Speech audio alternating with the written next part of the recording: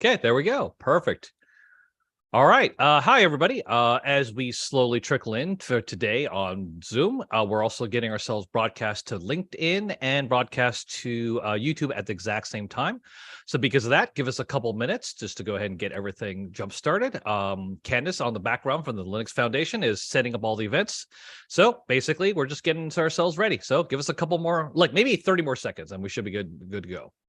Meanwhile, if you're on the YouTube, LinkedIn, or Zoom, why don't you tell us where you're based out of? Like, for example, myself, Denny, I'm based out of sunny, yes, actually sunny, Seattle. Go for it, Simon. I'm in Kent in England, where it's rainy and grim and miserable, and it's not holiday anymore, and I'm sad. It's fine. Be okay. So, hold it. Are you sad, or is the weather sad? I'm just curious. I'm not. Everything's sad. Okay. Okay. All right. Cool. So we're starting off well. Okay. Cool. Well, we're doing great. Okay. Cool. Awesome. Yeah, better. All right. Cool. Fair enough. All right. Cool. All right. So perfect. Looks like we are live on all three platforms. So this is great. We've got some folks from New Jersey, from Leeds, from Miami. Ed, I'm hoping at least you from Miami are enjoying the hot weather. Northern California, I think it's not cold. At least I hope not. So there you go. Before we dive into, oh, good. Ed's already commented back. He says it's awesome down in Miami. Awesome for you, Ben. All right. One thing's just to provide some context to remind you all that this is basically an open forum where you're going to be asking myself, Denny Lee here, and Simon, some awesome questions. So hopefully they're data engineering and Delta Lake and Spark and, SQL related. So hope at least those are the ones we intend to answer. I should put it that way. We did have some asks from the previous session to talk a little bit more about GDPR as well. So we can probably talk a little bit about that and as a starting point. But if you have other questions or other context that you'd like to dive into, by all means, go ahead and chime in and let us see the questions in the Q&A for Q&A for Zoom. For LinkedIn, just prop right here. I'm actually typing in right now. And Ed's perfect. Ed's already started with the GDPR question, and we actually have a question from YouTube. So let me start with that one from YouTube, and then we'll switch over to Ed for the GDPR question. And again, keep on chiming in. So from YouTube, there's actually an initial question from Tariq, which is a great question, which unfortunately I don't have a good answer here. And Tram, by the way, if you're trying to type your questions, literally type them exactly what you did in the Q&A. That's exactly where you're supposed to put them. This is a perfect way to do it. But for Tariq, your questions, any idea if the book Delta Lake, the definitive guide, would be out in print anytime soon? And candidly, the answer is, unfortunately, probably another year or so. Based on the feedback that we received from folks, we do need to do a rewrite. Now, part of it was the rewrite. Part of it was also the fact that we had the release of Delta 2.0, which basically restructured a sizable chunk of the book. Okay. But I will also hold myself in the Hall of Shames, okay? And so Simon will enjoy that fact that I'm shaming myself. Oh, never. No, of course not. No. You're too proper. So I apologize. You're English and all, right? So, but the context is that admittedly enough, I wrote chapter 2. Chapter 2, admittedly enough, went from a very enjoyable introduction of how to work with Delta Lake, and then decided to dive deep into the internals of how the file system and the protocol worked. And it dawned on me, based on numerous feedback, which was correct, by the way, that I should not put internals in on a chapter 2 of a book. And that's fair. So that's what I meant by the restructuring of the book. By the same token, like I said, there's a lot of things that happen because of the Delta 2.0. So because of that, we are currently in the process of rewriting the book. As soon as we have some structure around that, I will gladly go ahead and inform you all when that book's available. But right now, I'd say, honestly, the timeline's more like a year from now. Okay. So, all right, perfect. All right, now we have the first question, which is GDPR really from Ed from my awesome Miami. So I'll read out the question, and then Simon, you and I can figure out who wants to answer it first, okay? He's got a loaded question. So let's start off with in pain right away, okay? On GDPR, what is the best practice for using Azure ADLS and connecting to Databricks, also considering that unique catalog may or may not be in the picture right now, but maybe in the future? I'll start with that, and then do you read the rest of it, or do you want me to read the rest of it? How do you want me to do it? I'm just skimming through it. There's a lot in terms of ADLS container lake structuring in there, which we can go into. If you want to talk about Unity Catalog before we get into that, then you go ahead, and then we'll dive into how you should structure a lake for good security boundary concerns. No, why don't we do it without UC first? Because honestly, I don't have enough context to provide UC as it is anyway, so it's okay. Yeah, fine. All right. Okay. So the wider question. So yeah, best practice for using ADLS and connecting to Databricks, considering Unity Catalog may not be in the picture now, but could be in the future. Should we use one storage container for everything, all layers and all environments? One storage container per environment, dev, QA, prod. How do you mount it? How does all that stuff fit together? So there's some basic advice around there in terms of separation of concerns. Certainly when we're talking GDPR and all that kind of stuff, we can dig into it. I think that's already a whiteboard question, if that's all right. Give me a moment. I will dive into a whiteboard thing. Yes, Have I got my whiteboard? Yeah. Do you still have it working? Oh, there we go. Yeah. Ready. Yeah. All right, So cool. this is Simon deciding that he wants to show off his whiteboarding skills, just as an FYI. Always. Yes. Except weirdly, my pen's kind of stopped working, so I have to shake it like it was a real biro now. It's authenticity. All right. Okay. If you're building a lake, so you're saying we've got all layers, so we talked about, maybe you got bronze, silver, gold, kind of, that kind of thing. I always annoy people by not using the silver and gold kind of, periodic table things. I don't know, BRs, SI, GD. It's fine.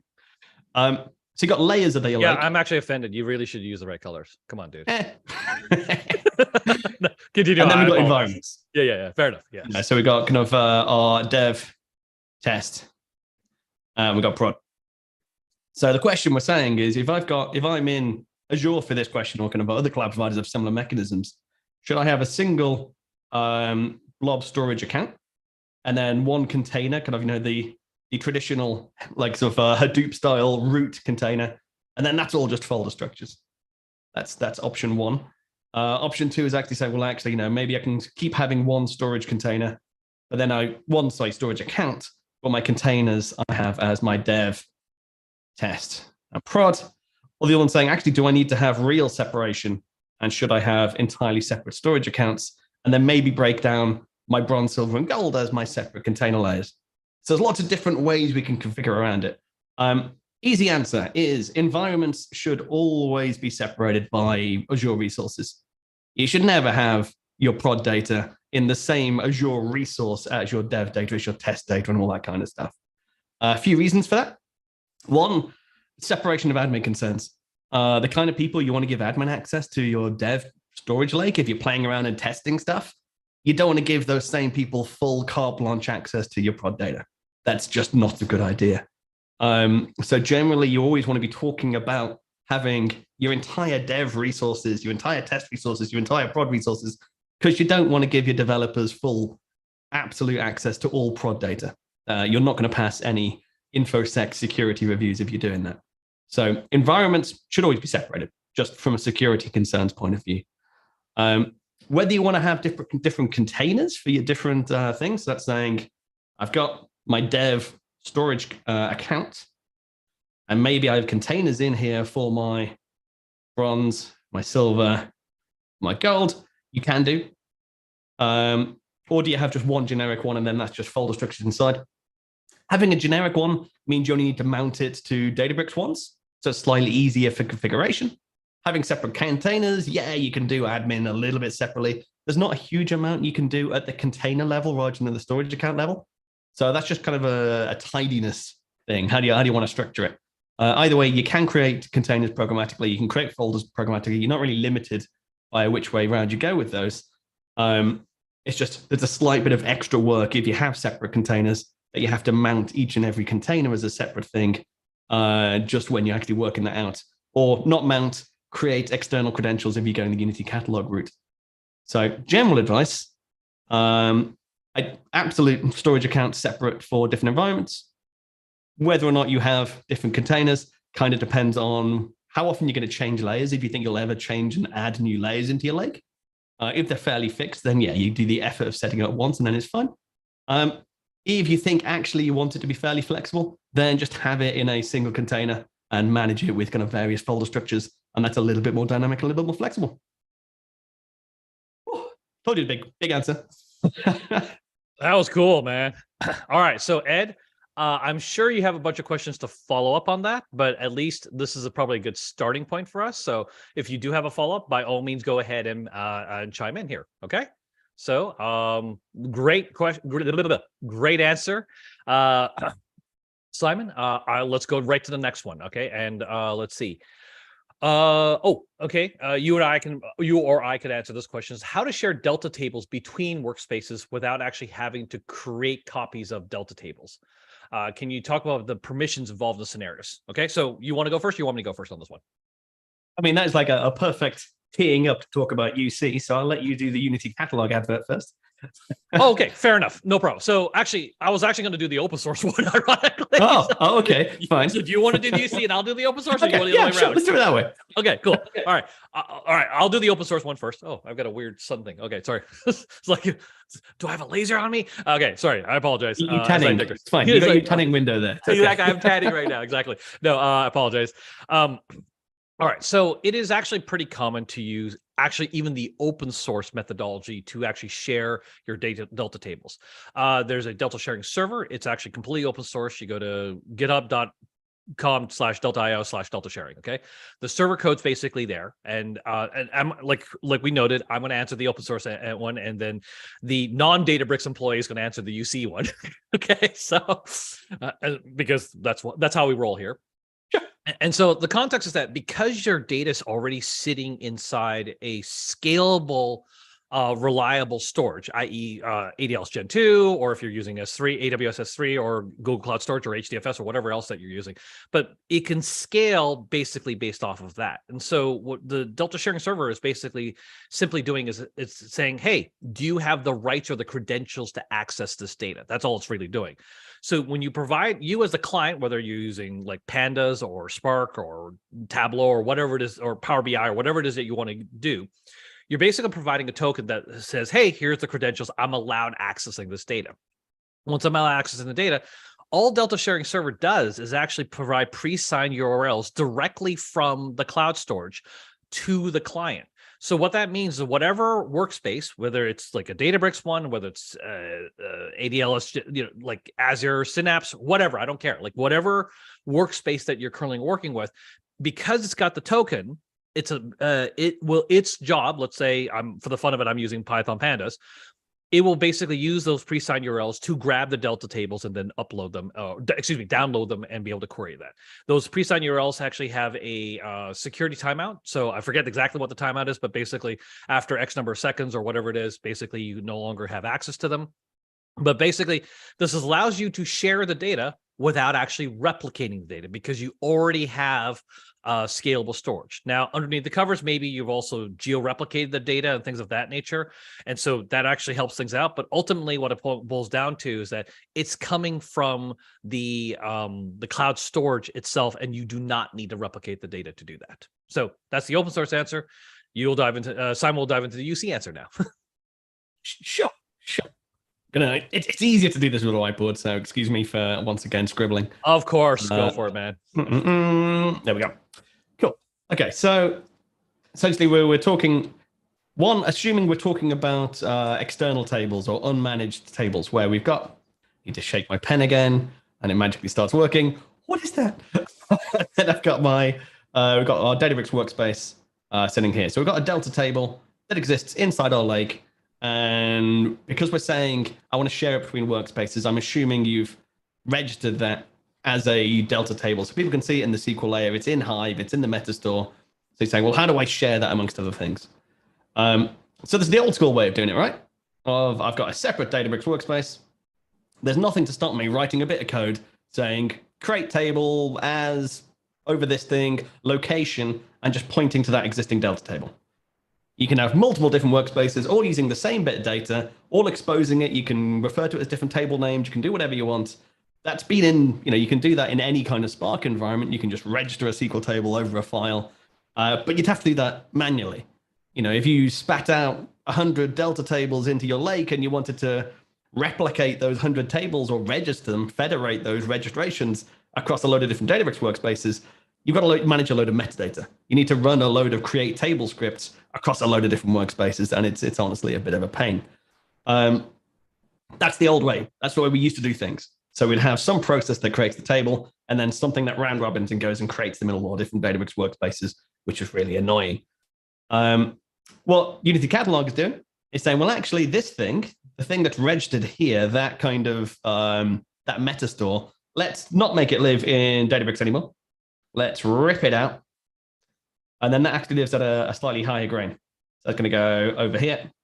And we get Unity Catalog, which exists at your tenant and region level. So you create a meta store at West Europe, North Europe, for Azure, kind of whatever cloud provider you're using.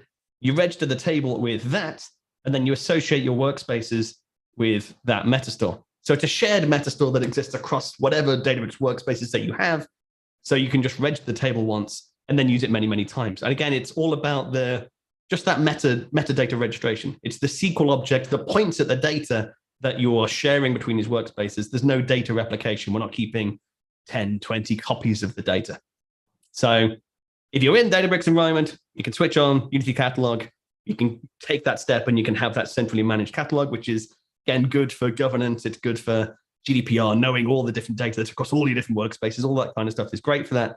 If you're not using UC, you can still federate things, but there's just a bit of manual scripting to do around it.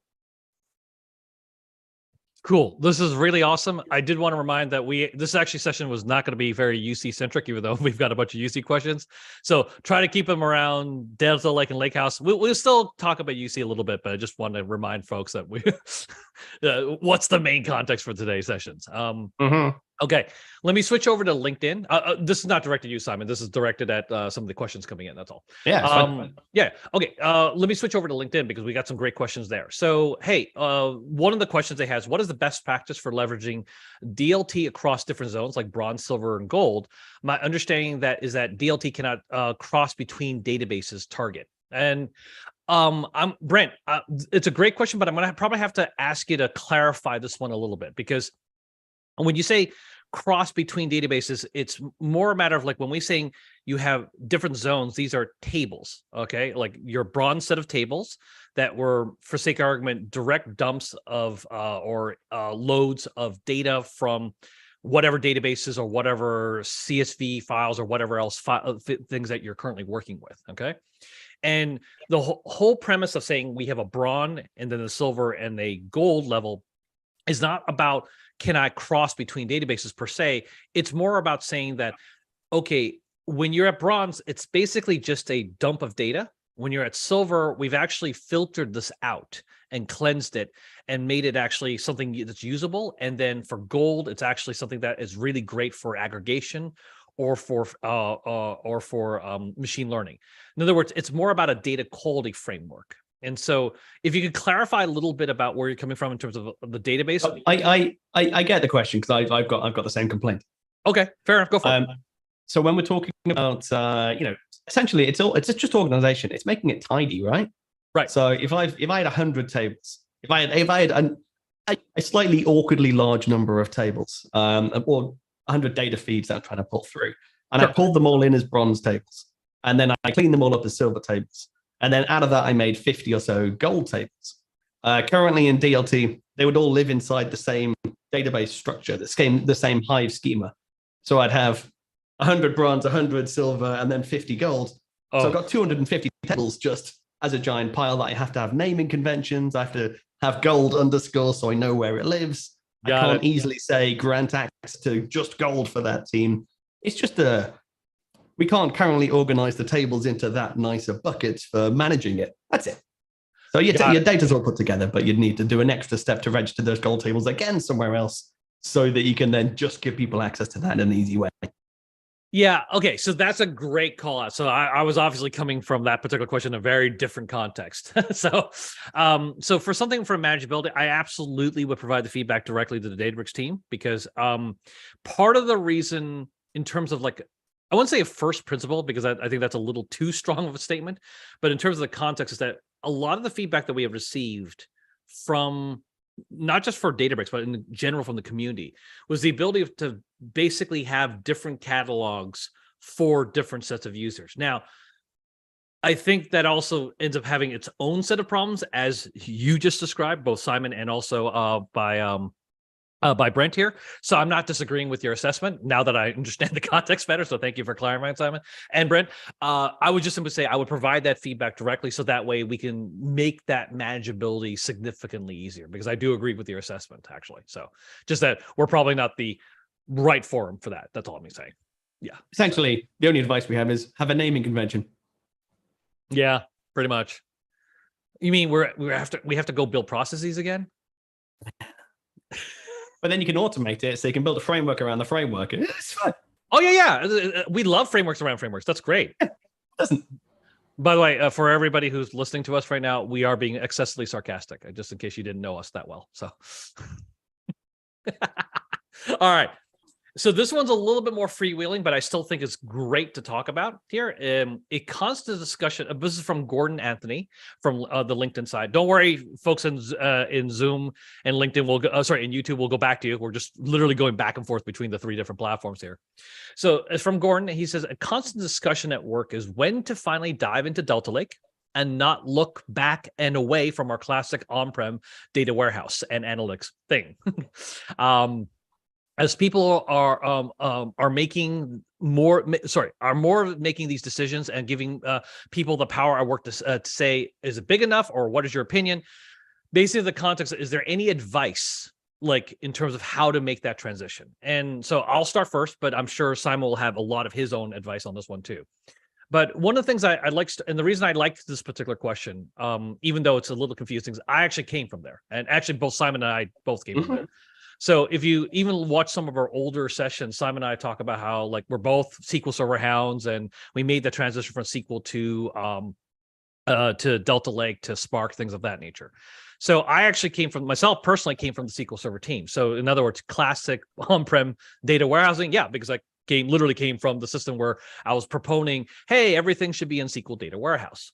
And the thing is that we have to remember, and when you're making that transition to say you want to build thank you, Delta Lake and lake houses in general, right? Because it's the discussion is really about the fact that you're making this transition from an on-prem database, which was great for what it was very good at doing, but the data paradigm has changed since then.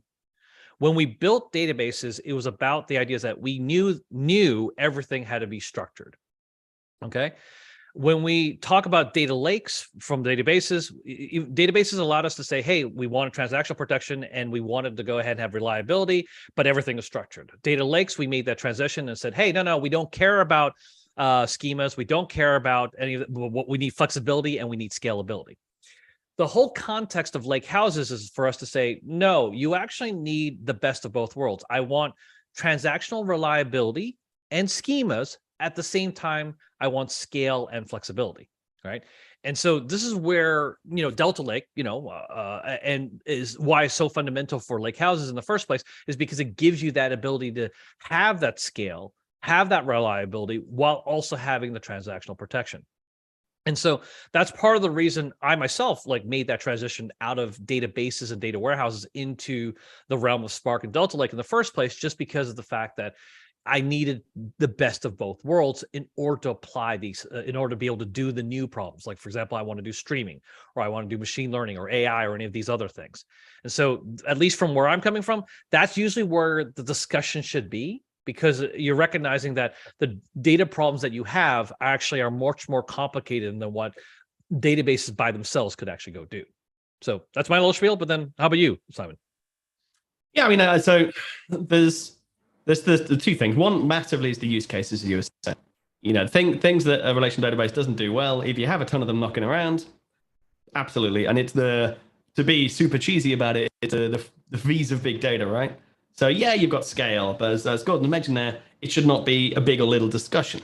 Scale is one thing. We can't process that amount of data in the amount of time that we need to. You might need something that can use distributed compute, which Spark's very good for. Streaming, as you said, you can't process data fast enough. We need something that can do that kind of stuff. Variety, we need to be able to process a whole mix of images, data, documents, JSON, horrible, gnarly, nested data, anything that happens to be, they're all good classic use cases. There are still tons of people who I help do a lift and shift of their classic legacy warehouse into a lakehouse. And that's not because of a use case. It's not some newfangled things come along. It's not because their data is getting bigger and bigger and bigger. A lot of the way that I work tends to be about agility. It's a lot of the legacy classic tools when you're building something that can process data, clean data, and shape data. It's very, very manual in the old set of tools. You're either using code generators and turning a crank and it spits out reams of code, or you're doing something graphical, and every single new bit of data, you have to hand code a bit of how to process that thing and deploy it. And the move away from the legacy tech has kind of moved a lot more. That's where the whole data engineering thing came from. For me, the big argument for doing things in a lakehouse way, because the technology that sits behind it means we can do things like write one PySpark script that says, clean a bit of data from here and put it into there, look up a list of rules and dynamically apply them. So I can have one script to do that stuff. And then if someone says, can you load more data in, then I can just add metadata to load more data, and I don't need to deploy code. I don't need to do a load of productionization stuff.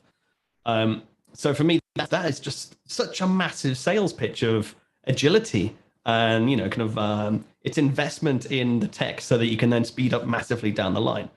So weird and wonderful use cases, size and scale, sure. And do you ever need to add new data? And are you constantly having to find new data sources and add it in? That is a major, major, major selling point for me. That doesn't really come under the arguments for why people use this stuff, but it's a major driver for me. If you're not needing any of those and your data never changes and you've got no challenge with it, there's no point in migrating it. Leave it where it is. It's fine.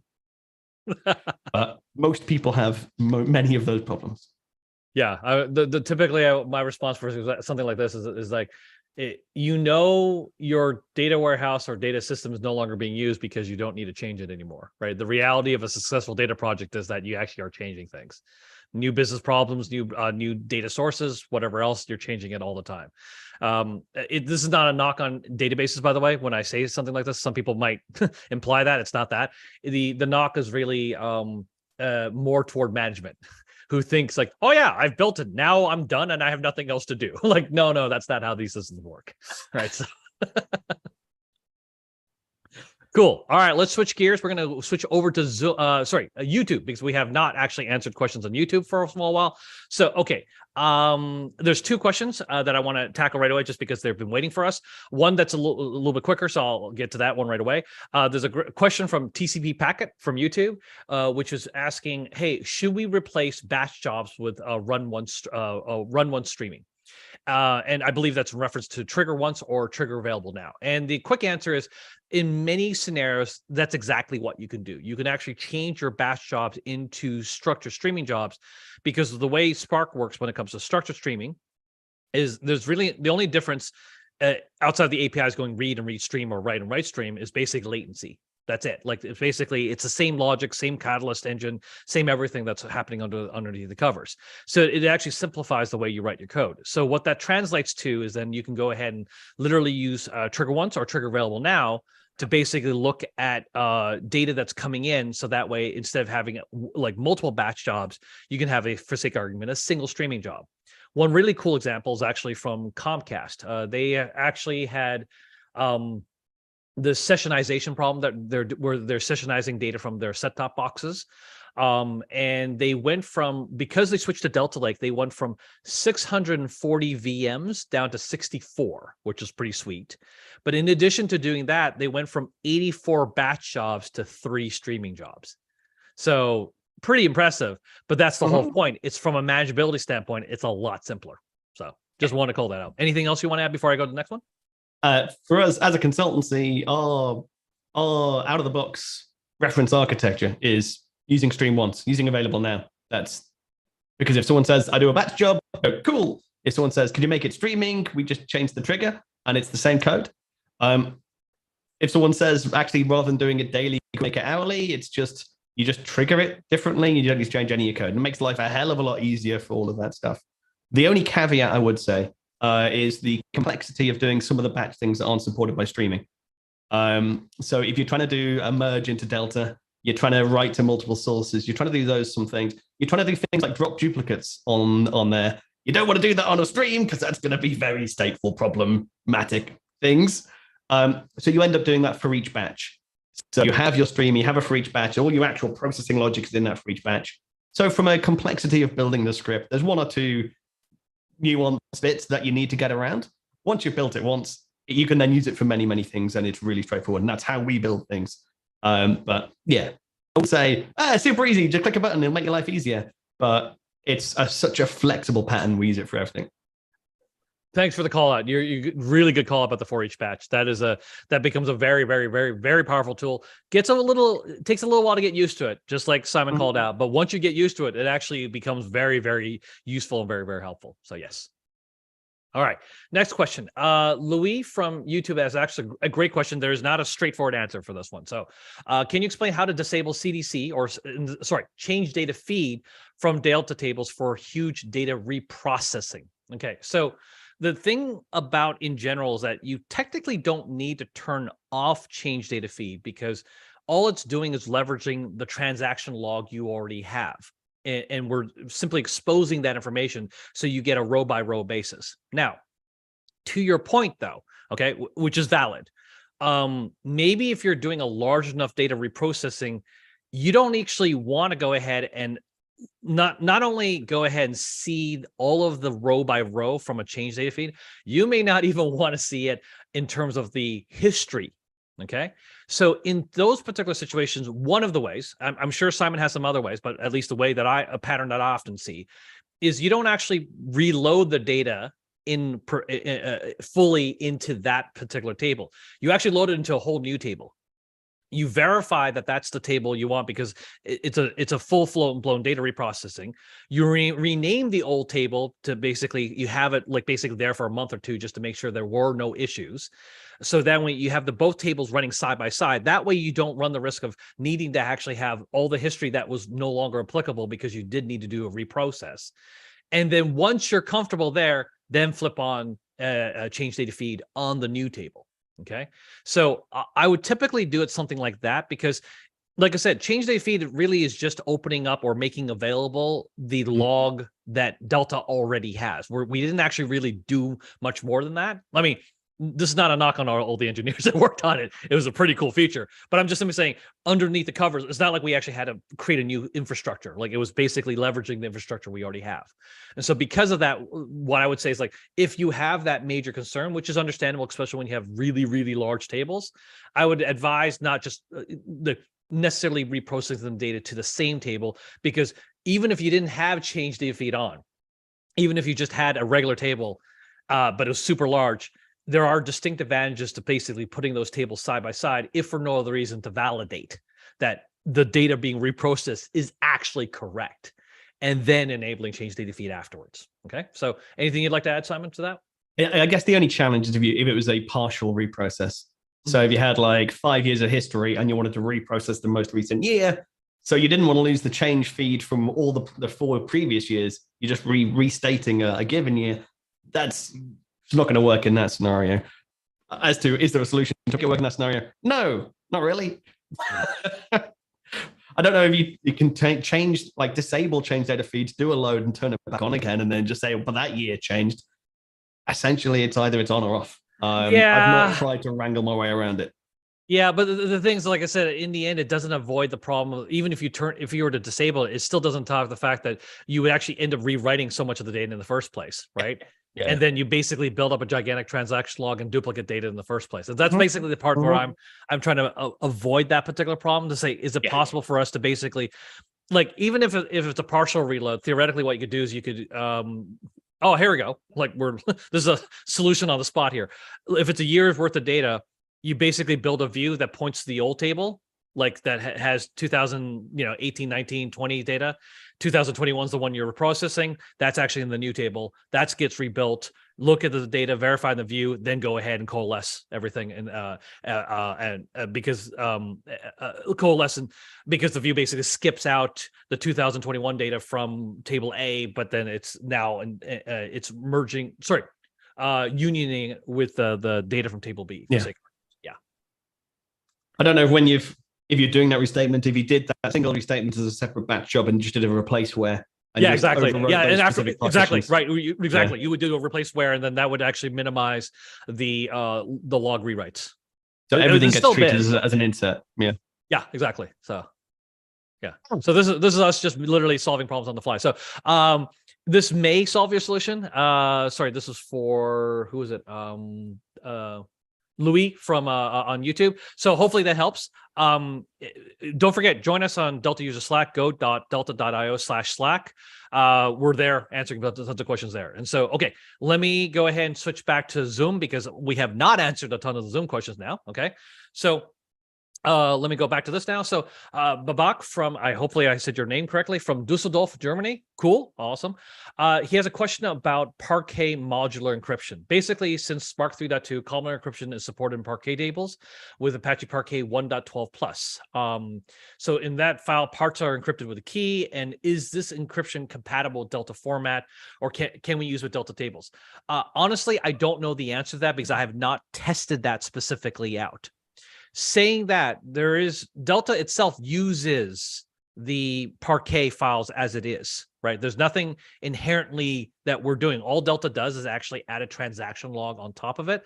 So if your system's actually able to both write and read, presumably because you're using Spark 3.2 with those encrypted columns, then this should not be a problem at all within Delta Lake whatsoever.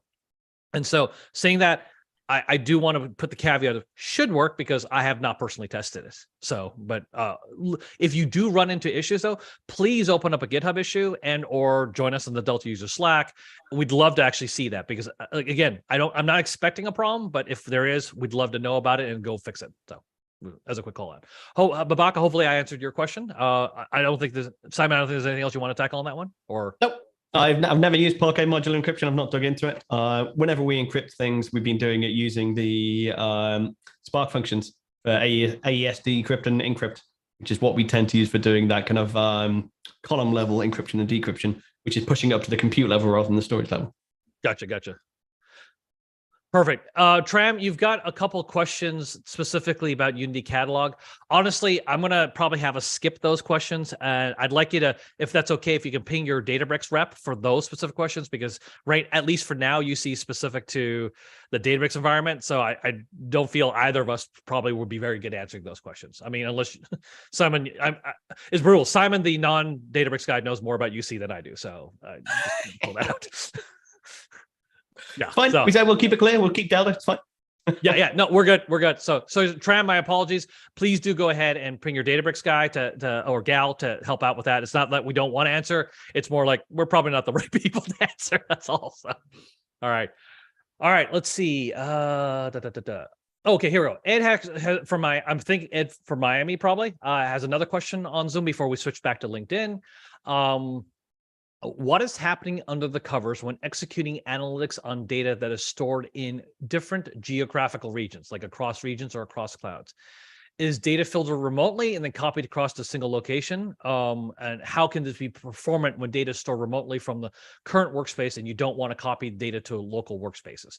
Okay, there's no straight answer to this question. I'm going to start it, but knowing full well there's no straight answer. Now, with Delta Lake, in general, there is the concept of predicate pushdown, so there can be some filtering done actually at the remote location. But the reality is because it's a remote location and the Spark job, I'm using Spark as an example, but whether you're using Trino, Flink, or anything else, it's really the same.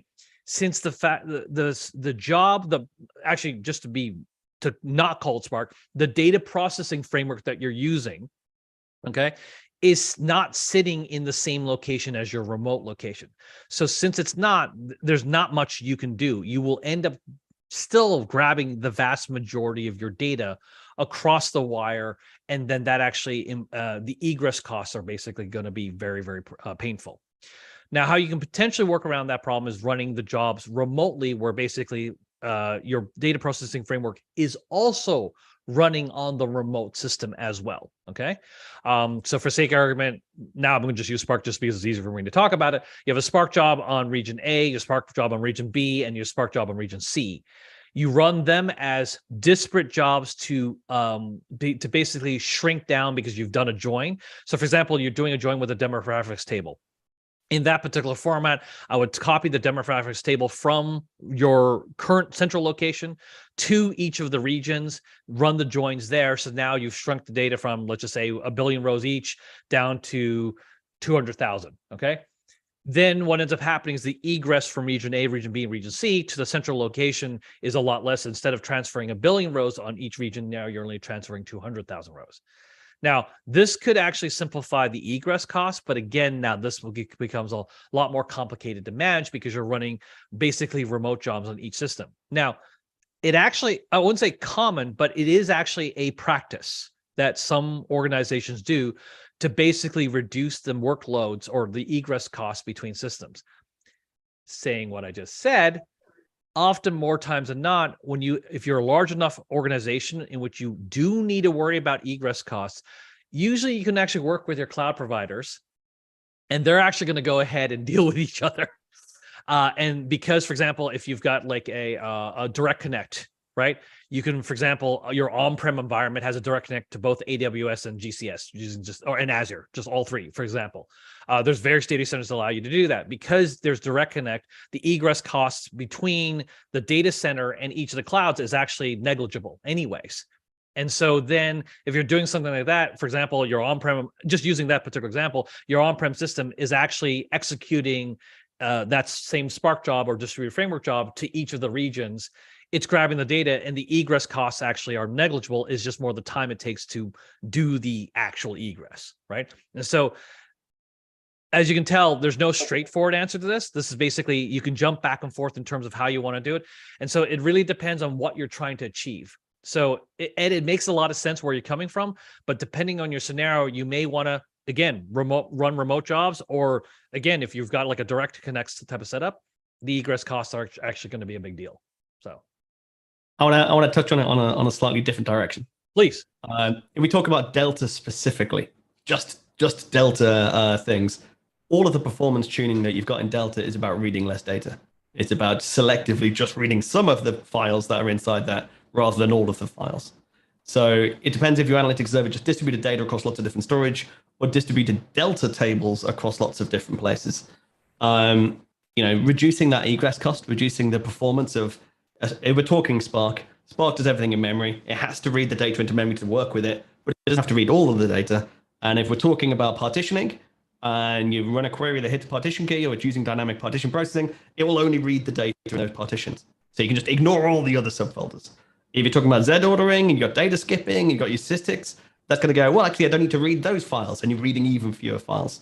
If you're talking about Bloom filter indexes, and it goes, actually, it's most likely going to be in that file. You've got these various different performance techniques you can do if you're using Delta, which is doing that pushing the filtering to the cloud storage so it doesn't bother reading data it doesn't have to read. Again, only if we're working with Delta. Partitioning in Spark, yeah, for other things. But it just depends on what kind of data you've got and where it is. Excellent. Okay, we have a ton more questions and not enough time. So you and I keep unrattling. So let's try to dive into it. Okay, back to LinkedIn. Jonathan just asked, we need to backfill a Delta Bronze-ish raw table loading JSON files segmented by day, about 500,000 files a day for the last 13 months. Once loaded, we want to turn on DLT to process it as a stream as a real-time-ish sales data. Strategies for loading that much data.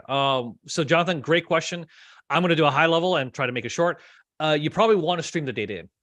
Just because that way it's a continuous process, and that way it'll actually go ahead and work in your current mode, whether using DLT or not, basically just from the standpoint of streaming. So because you want to go ahead and continue running the stream. The main strategy that you want to take into account is the fact that because you're trying to load a whole bunch of data from the past, you'll probably want to knock up your cluster to a larger size so it can go ahead and load the stream the data faster. But the tracking of all the individual files, whether they were processed or not, things of that nature, that's actually done by structured streaming. You can also make use of, if you're using Databricks, autoloader to help with that process.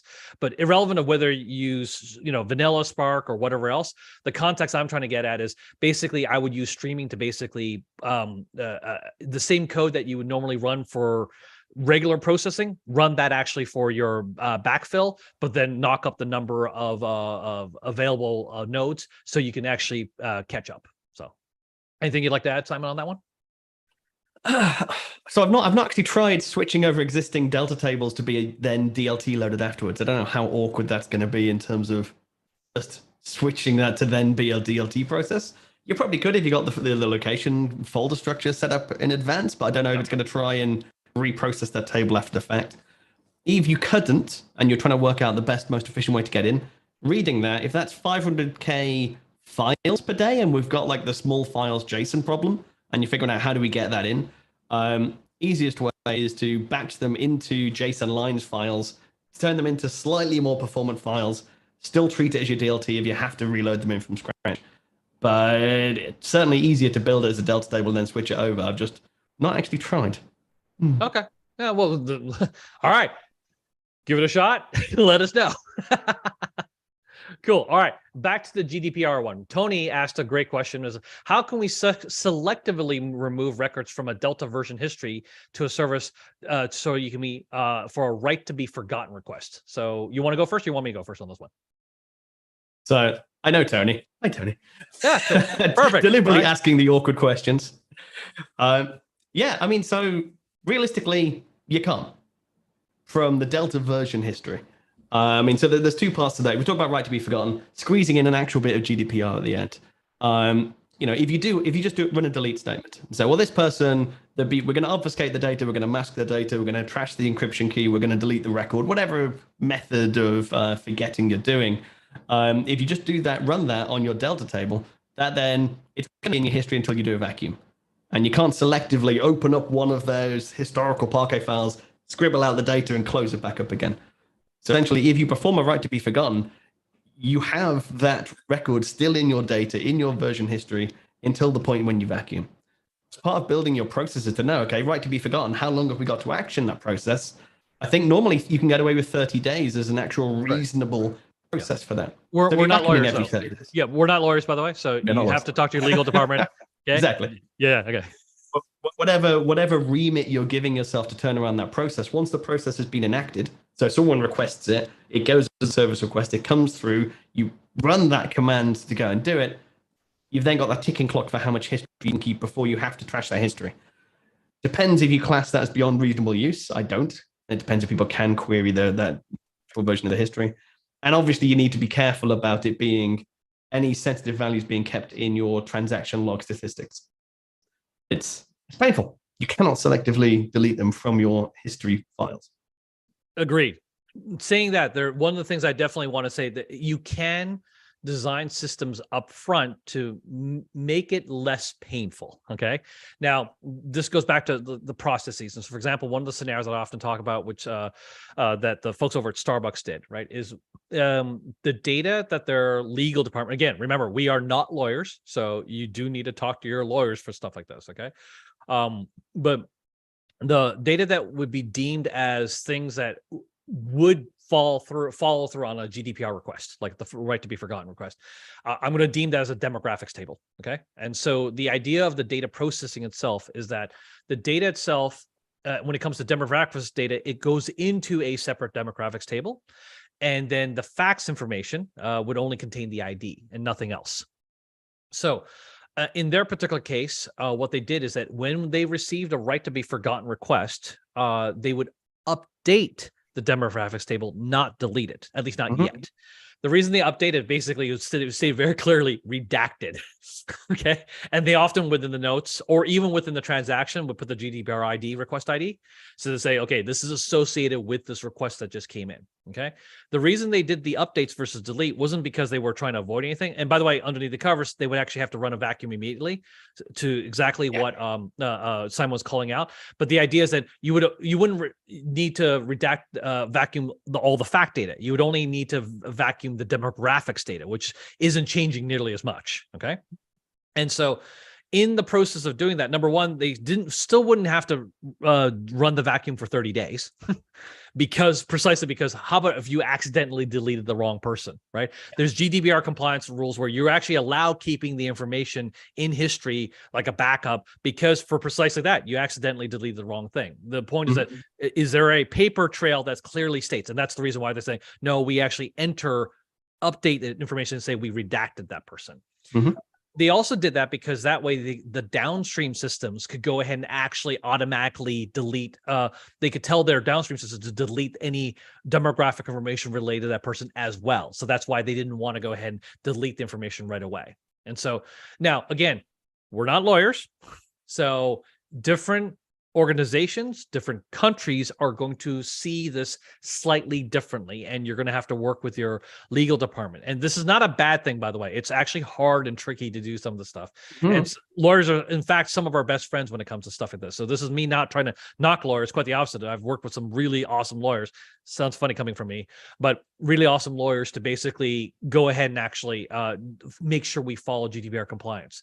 But the point is that there are techniques and processes that you can employ to make this process simpler. And so hopefully that'll help a little bit. The one slight twist on that approach of having the separate table and deleting those separate attributes, which again links into what we were originally going to talk about in terms of PI, is doing it with the dynamic decryption. So we encrypt the data in that table, whether it's separate as a dimension table, whether it's party fact table, however you do that. And people have to join to a separate table that is essentially, like you're saying, that list of keys with a decryption key for each of those different keys. And then if someone says, forget me, you just go in and delete the decryption key. So essentially the data's still there, but it can no longer be decrypted. You have trashed that data. The flip side of that means everyone who accesses that data has to join to a table and run an AES decrypt. And so you end up with views that do that dynamic decryption, which is the same pattern we used to do for things, with kind of traditional relational warehouses. But we can now get those same patterns working, and it's much more efficient because, again, you're deleting a single record in that one vacuum history. Plus, you don't have your statistics. You don't have any PII data exposed in any of your Delta log stats. So if you're trying to be very, very compliant and you do have really sensitive data and you've got a mix of users, some who are allowed to see it, some who are not allowed to use it, having the everything sensitive is encrypted and having a central master decryption key linked to each of those individual master records actually works really nicely for that pattern with a slight performance hit because you're having to decrypt on the fly. All right, this is excellent stuff. So unfortunately, we're actually at the point where we need to stop answering questions because it's 8 minutes to the hour. Technically, we were supposed to finish 10 minutes to the hour. Saying this, you might have heard a beep bink in the background. What we're going to do is, because we did not answer a bunch of your questions, but a lot of them are really, really good. First of all, you can always join us at go.delta.io/Slack. You can ask us questions there, but the reason you heard the big bing is because I took a screenshot of all of your questions. Simon and I will actually make sure to answer those questions in the next session, which will be December 13th, I believe. So we run this monthly. So you can come back in, but we're going to actually copy down the questions and we're going to make sure to answer your questions in that session as well. So thank you very much for everybody taking the time out of your day to ping to the two of us. Like I said, if you have any questions in the interim, definitely go ahead and join us at Slack. But meanwhile, I've already taken screenshots of all of the existing questions, so I apologize for not being able to answer. I apologize on our behalf not answering all those questions. Anything else that I missed, Simon? Because I'm sure I missed a bunch of stuff. I think that just about wraps it up. So again, thanks everyone for the questions, and we'll see you guys next time. Perfect. Thank you very much, everybody.